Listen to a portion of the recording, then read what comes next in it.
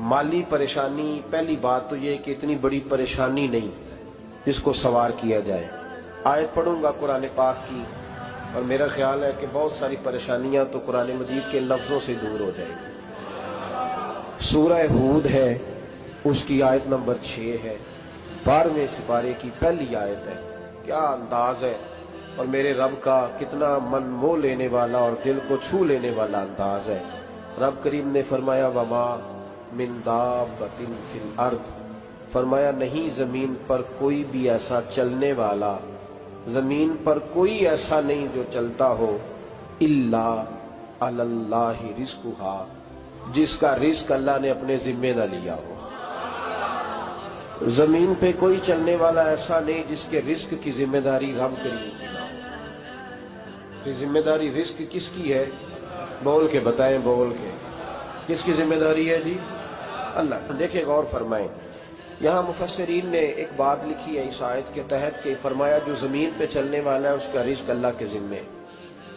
फरमाते हैं कि ये अल्लाह ने हमारी अकल के मुताबिक हमसे बात की, वरना आसमानों में जितनी मखलूक है रिस्क उसका भी अल्लाह के जिम्मे ही है। यहाँ जो फिल अर्द के लफ्ज है जमीन पे, वो हमें समझाने के लिए कि तुमने तो सिर्फ ये दुनिया देखी है ना, तो जिसको तुमने देखा है वो सब खाते अल्लाह का दिया हुआ ही। तो जो हमने देखा था रब करीम ने उसके मुताबिक हमें समझा दिया। फरमाया कुछ तो तुमने देखे ही नहीं, चलो उनकी तुमसे बात नहीं करते, पर जो तुमने देखे हैं उन सब का रिस्क किसके जिम्मे है? अल्लाह के।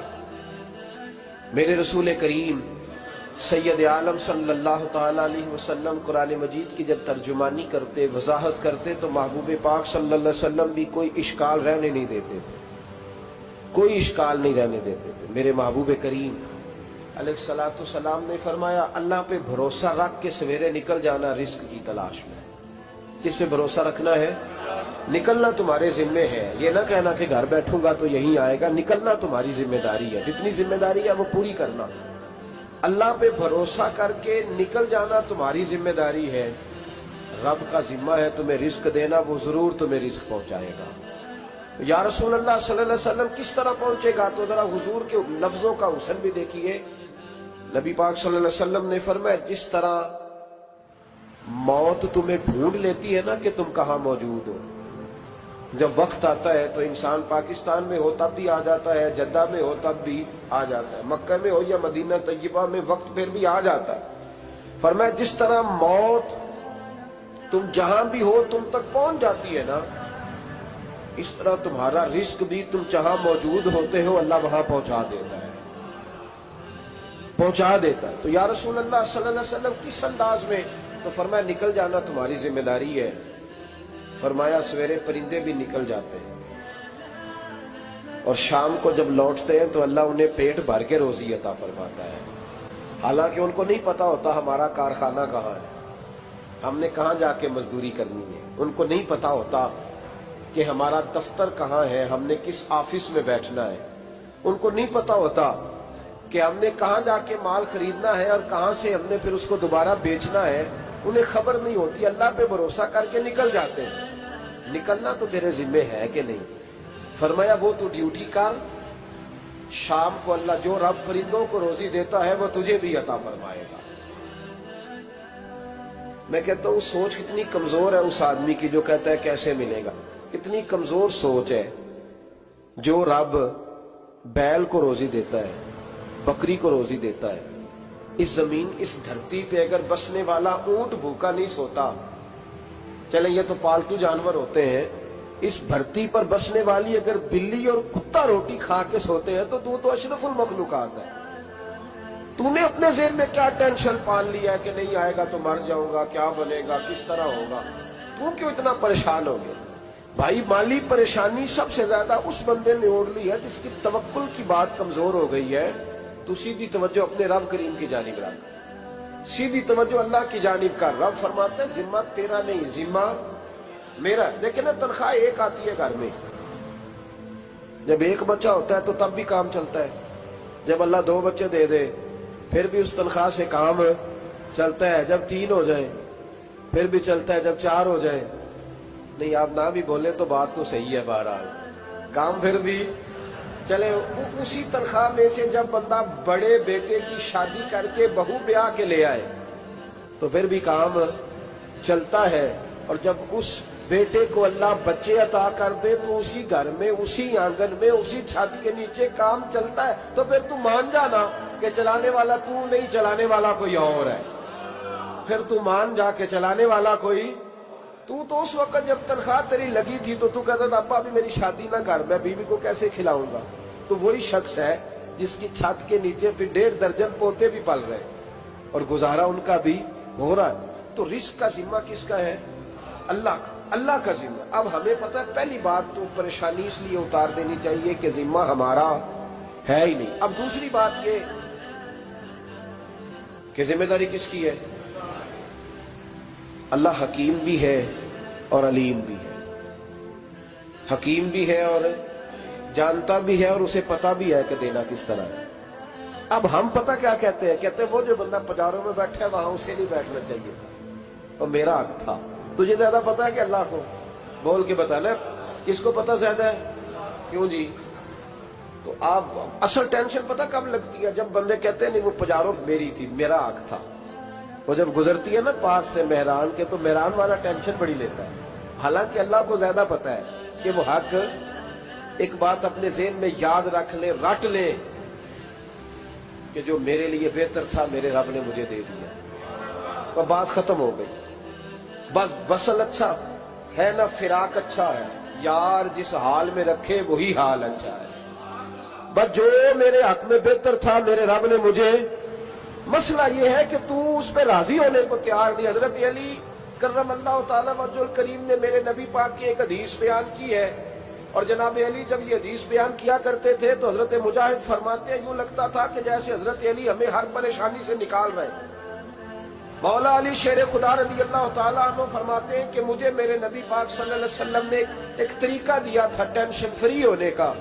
آپ فرماتے ہیں مجھے تو بڑا راس آیا ہے، تم بھی اگر کر لو گے تو تمہیں بھی فائدہ دے گا۔ کہا وہ کیا؟ حضرت علی کہنے لگے محبوب علیہ السلام نے فرمایا تھا لوگوں تم اللہ کے دیے ہوئے تھوڑے رزق پہ راضی ہو جاؤ، وہ تمہاری تھوڑی عبادت سے تم سے راضی ہو جایا کرو۔ بس تم 2 نفل بھی پڑھو گے تو اللہ راضی ہو جائے گا، تم 1 رکوع بھی سویرے اٹھ کے پڑھو گے تو وہ راضی ہو جائے گا، وہ تمہارے 313 درود شریف سے راضی ہو جائے گا، تم اس کے دیے ہوئے تھوڑے رزق سے راضی ہو جاؤ۔ ٹینشن اس لیے ہوتی ہے کہ ہم راضی نہیں جو اس نے ہمیں دیا ہے۔ وہ حل میں مزید کی جو دوڑ ہے نا، حل میں مزید کی، بے قدرہ کچھ قدر نہ جاتی، کیتی خوب تسلی ہو، دنیا دار پجاری زردے، کتیاں دے گل ٹلی ہو، بک بک روشن اکھیاں تکیو ویک حویلی کلی ہو، تے کوچ نصیر اساں جد کیتی پہ جانی تھر تھلی ہو۔ تو یاد رکھیں یہ جو ہے نا مصیبت کے مال آ کیوں نہیں رہا، وہ سامنے والا پلاٹ میرے گھر کے سامنے ہے گھر کے سامنے، پر رجسٹری میرے نام کیوں نہیں؟ یہ مصیبت سانس نہیں لینے دیتی۔ موٹر سائیکل کھڑی کرتا ہے نا جب آ کے دکان سے روٹی کھانے آتا ہے، دفتر سے گھر آتا ہے، کاروبار سے آتا ہے، تو جہاں موٹر سائیکل کھڑی کرتا ہے وہ ٹینشن بڑی ہے کہ کبھی میری ہو جائے نا یہ والی جگہ تو میں یہاں بھی بورڈ لگاؤں اپنے نام۔ اس نے مالی پریشانی پیدا کی۔ تو جس حال میں ہے، کیونکہ تو نے اپنا یہ حال خود نہیں بنایا، جس نے بنایا ہے وہ بڑا بہتر جانتا تھا کہ تو اسی حال میں اسے اچھا لگتا ہے۔ تو اسے اسی حال میں، ایک بزرگ تھے تو ان کی طبیعت بڑی علیل ہو گئی، بیمار ہو گئے، تو اللہ نے آزمائش دی تو کیڑے پڑ گئے وجود میں۔ ایک کیڑا یہاں سے کھا رہا تھا، اللہ والے بڑے راضی رہتے ہیں اس کی رضا میں، تو کیڑا یہاں کھا رہا تھا تو نیچے گر گیا، تو بابا جی نے اٹھا کے پھر وہاں رکھ لیا، کہنے لگے جب اس نے تیری ڈیوٹی مجھے کھانے کی لگائی ہے تو میں اس بات پہ راضی ہوں تو نیچے کیوں گرتا ہے؟ بس ٹھیک ہے کھا، جب اس نے تجھے ڈیوٹی جو تیری لگائی۔ سالبہ بن عبد الرحمن ایک صحابی تھے، سالبہ غالباً نبی پاک صلی اللہ علیہ وسلم کی خدمت میں آئے، کہنے لگے یا رسول اللہ صلی اللہ علیہ وسلم غربت بڑی ہے، میرے لیے دعا کریں اللہ زیادہ مال دے۔ تو محبوب صلی اللہ علیہ وسلم نے فرمایا تو جس حال میں اچھا ہے وہ تیرے لیے بہتر ہے، اس میں تو ہے وہی حال تیرے لیے۔ مشکل ہے نا یہ جواب سننا۔ کہتے پیر صاحب فلاں جگہ سے تویز آیا، وہاں تو وارے نے آرے ہو گئے، تو آپ کے ہاں؟ تو میں کہتا ہوں یہ تویز دینے والا اگر تویز دے کے امیر بناتا ہے تو پہلے خود کیوں نہیں بنتا؟ یہ خود تو 150 کا تویز بیچ رہا ہے، اپنی بیچارے کی حالت یہ ہے۔ اگر اتنا ہی تویز اس کا چلتا ہوتا تو پہلے 5 جو پجارو اس کے دروازے پہ کھڑی ہو۔ عجیب چکر ہے اور عجیب جگہ لوگ الجھ گئے، سمجھتے ہی نہیں بات کو۔ یا رسول اللہ صلی اللہ علیہ وسلم دعا کر دے تو محبوب نے کیا فرمایا؟ فرمایا تو جس حال میں ہے نا وہ حال تیرے لیے بہتر ہے، اسی میں رہ۔ کہ نہیں حضور دعا کرے۔ فرمایا سال بعد تو باز آ جا۔ حضور دعا کرے۔ فرمایا تو باز آ جا۔ 2-3 دفعہ کہا، ضد کی۔ محبوب نے فرمایا جا پھر اللہ تجھے زیادہ پیسے دے گا۔ چند بکریاں خریدی، اتنی برکت ہوئی کہ بکریوں کے ریوڑ بن گئے۔ پھر کچھ بکریاں بیچ کے گائے خرید لی، ان کے بھی ریوڑ ہو۔ پھر کچھ اونٹنیاں لے لی، ریوڑ ہی ریوڑ۔ پہلے 5 وقت مسجد میں آتے تھے، اب فجر اور عشاء رہ گئی۔ پھر مال زیادہ ہوا تو مدینے شہر میں کوئی جگہ ہی نہیں، مدینے سے باہر حویلی خریدی، پھر جمعہ ہی رہ گیا۔ جمعے کے جمعے آتے، زکوٰۃ کا حکم آیا۔ میرے نبی کریم علیہ السلام نے حضرت ابو ہریرہ کو بھیجا، فرمایا جا اسے کہہ تیری زکوٰۃ بنتی ہے 2.5%۔ 10 کروڑ روپیہ ہو تو کتنی زکوٰۃ بنتی؟ بھئی 1 کروڑ کی 2.5 لاکھ ہوئی نا، تو 10 کروڑ کی کتنی ہوئی؟ تو بڑی مصیبت ہے جب بینک سے میسج آتا ہے نا کہ 25 لاکھ نکل گیا تیرے اکاؤنٹ سے۔ بہت بڑی مصیبت، بڑی ٹینشن ہوتی ہے۔ ایک صاحب میرے پاس آئے، ان کی زمین اچانک مہنگی ہو گئی۔ اچانک پہلے کچھ 15-16 لاکھ کی ایکڑ زمین تھی، پھر وہ کروڑ کی ہو گئی۔ تو میرے پاس آئے، کہنے لگے وہ 10 کروڑ روپے بنتے ہیں تو زکوٰۃ، تو میں نے کہا آپ نے کیا کیا؟ زری زمین پہ عشر آتا ہے، اس پہ زکوٰۃ نہیں آتی، تو آپ نے کیا کیا؟ کہنے لگے وہ کچھ سوسائٹی کے رول کے مطابق میں نے فائلیں وغیرہ لے لی ہیں، اب میں نا کبھی موقع آئے گا تو ان کو بیچوں گا۔ تو میں نے کہا اب تو آپ کا یہ مال ہو گیا بزنس کا، تو اب تو اس پہ زکوٰۃ آئے گی۔ 10 کروڑ پہ جب 25 لاکھ سنا تو کہنے لگے فوراً دینی پڑتی ہے کہ تھوڑی تھوڑی سے بھی کام چل جاتا ہے؟ تو میں ان کا چہرہ دیکھنے لگا، میں نے کہا نہیں وہ تو آپ کو پتا ہے، ویسے حضرت عمر فرمایا کرتے تھے بانٹ کے نہ دو، کوشش کرو کسی ایک کوئی دو، چلو کسی کا تو کچھ بن جائے، تو ایک کوئی دینی چاہیے۔ کہنے لگے تو مطلب یہ ایسا ہی حکم ہے؟ میں نے کہا آپ کسی اور سے تحقیق کر لیں۔ اب یہ بھائی لیتے وقت نہیں تجھے ٹینشن ہوئی کہ 15 لاکھ کا کروڑ ہو گیا، تو اس وقت نہیں تو نے کہا کہ یا اللہ، تو یہ کیسی سوچ ہے مسلمان؟ کس طرح کا اس کا؟ ہمارے ہاں جب کسی آدمی پہ حالات خراب ہوتے ہیں نا تو سب سے پہلے وہ اس طرح کرتا ہے کہ جو میں کہیں اللہ کے رستے میں دیتا ہوں پہلے اسے بند کرو۔ جس رستے تجھے آ رہا تھا پہلے تو نے وہ رستہ بلاک کیا۔ حضرت اسماء بنت ابی بکر صدیق کہتی ہیں میں حضور کو مسجد کے لیے، ادارے کے لیے، صحابہ صفا کے لیے کچھ دے رہی تھی، تو میں نے گننا شروع کیا تو حضور مسکرانے لگے۔ حضور مسکراتے کیوں ہیں؟ تو فرمانے لگی، محبوب فرمانے لگے اسماء اللہ کے رستے میں گن گن کے نہ دیا کر، ورنہ وہ بھی تجھے گن گن کے دے گا۔ تو اس کے رستے میں بے حساب دے، وہ بھی تجھے بے حساب ہی عطا فرمائے گا۔ لیکن پہلے یہ والا پہلے دروازہ بند کرو، یہاں سے پیسے ختم ہو رہے ہیں۔ تو اس طرح کرنا بھائی، اس دفعہ سور ذرا گرمیوں والے نہ خرید، لیکن جو تو اللہ کے رستے میں دے رہا ہے اسے دیتا رہے۔ لیکن ہم اپنا نقصان کرتے، زیادتی کرتے اپنے ساتھ۔ میں نے آپ کو پہلے بھی بتایا تھا پیار کی بولی ہے، پھر بولتا ہوں۔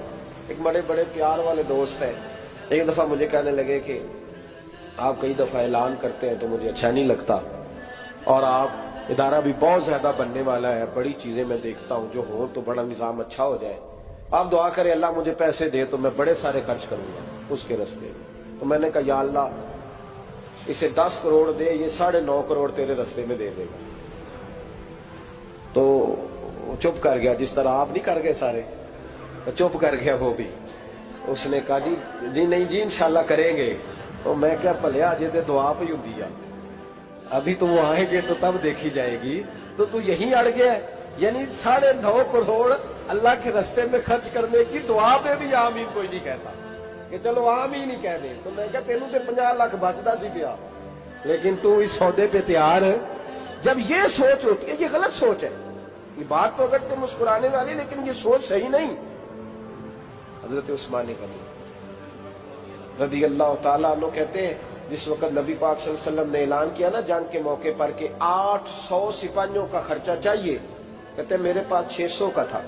یہاں ایک روایت میں حضور نے 1000 کا اعلان کیا تو میرے پاس 800 کا تھا۔ جب 2-3 دفعہ نبی پاک نے اعلان کیا تو کہتے ہیں میں نے کھڑے ہو کے کہا یا رسول اللہ پورا 800 میری طرف سے۔ کہتے میں نے 200 سپاہی کا خرچہ ادھار اٹھایا لیکن پورے 2 مہینے نہیں گزرے تھے، رب کریم نے مجھے کئی گنا کر کے پیسے واپس عطا فرما دیے۔ پر بات تو یہ ہے کہ تیری وہاں لو لگی ہو، تو تجارت کرتا ہے ان لوگوں کے ساتھ جو کیا دے سکتے۔ تو سالبہ کے پاس حضور نے پیغام بھیجا، پہلے تو کہا تیرے لیے بہتر نہیں مال، جب اصرار کیا تو اب بڑی برکت ہو گئی، بڑا آیا تو فرمایا زکوٰۃ دے، 2.5 زکوٰۃ ہے۔ جب سوچا کہ 5 اونٹوں پہ ایک بکری جائے گی اور بڑا سارا مجھے دینا پڑے گا، اب جب غور کیا تو یہ تو نہ کہا کہ میں نہیں دیتا۔ حضرت ابو ہریرہ سے کہنے لگے نبی کریم علیہ السلام کی خدمت میں عرض کرنا کہ میں خود آؤں گا۔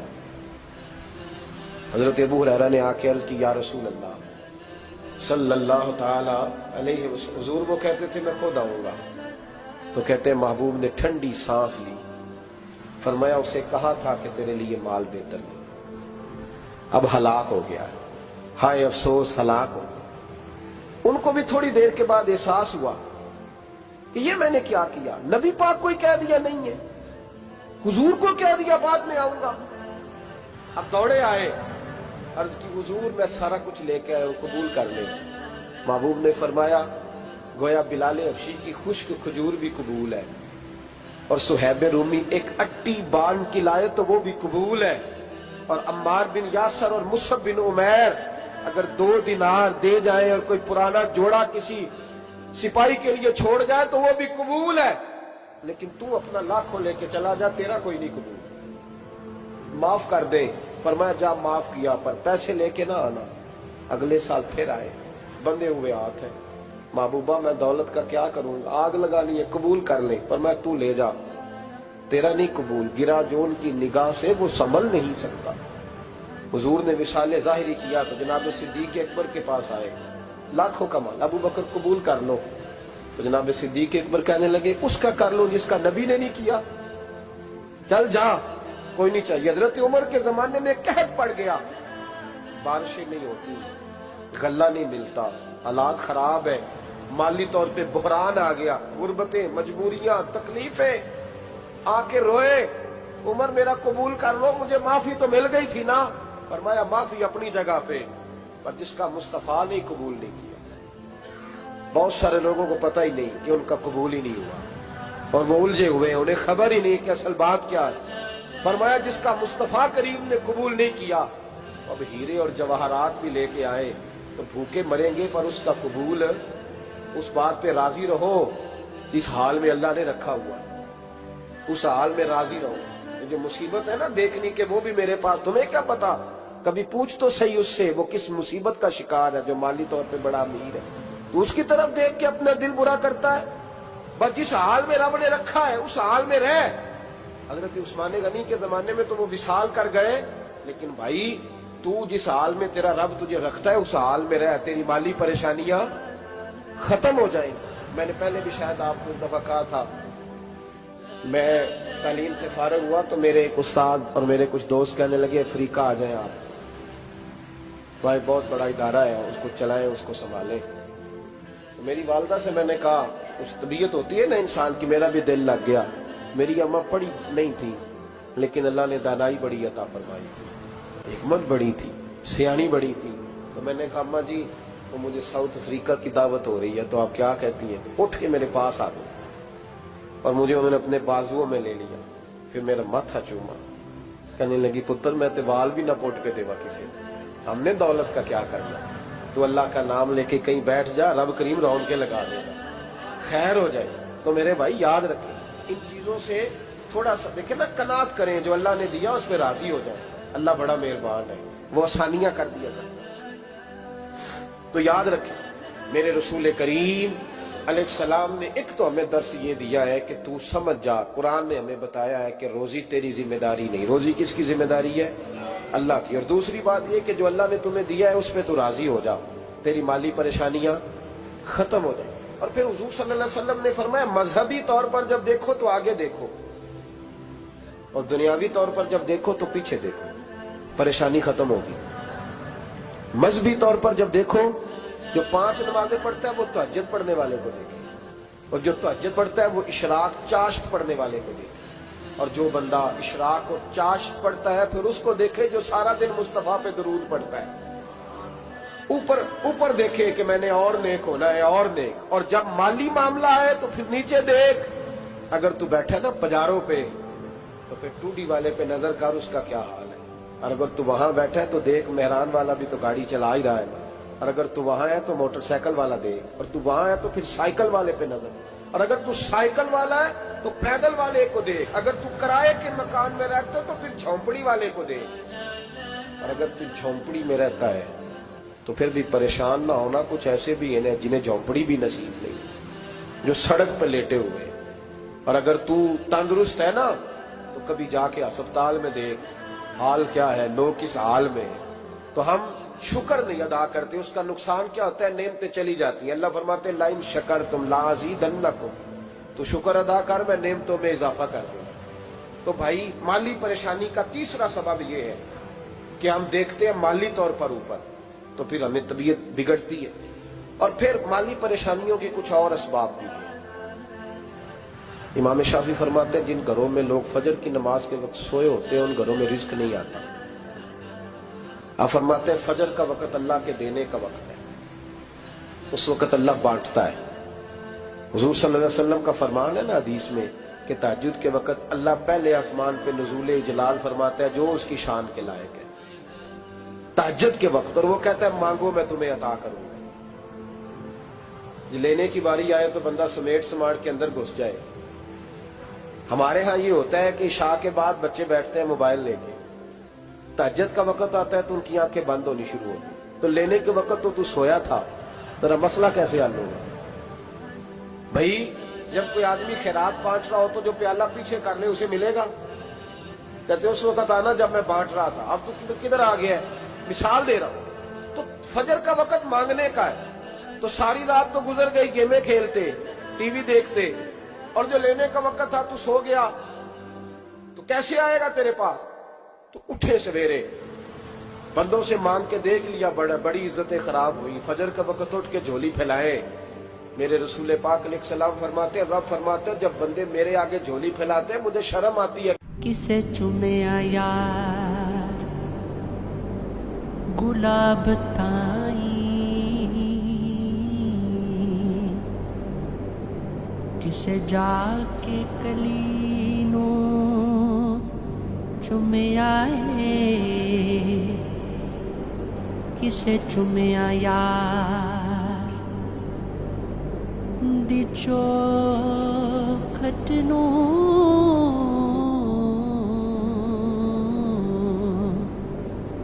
किसे जाके गली नू चुमे आए,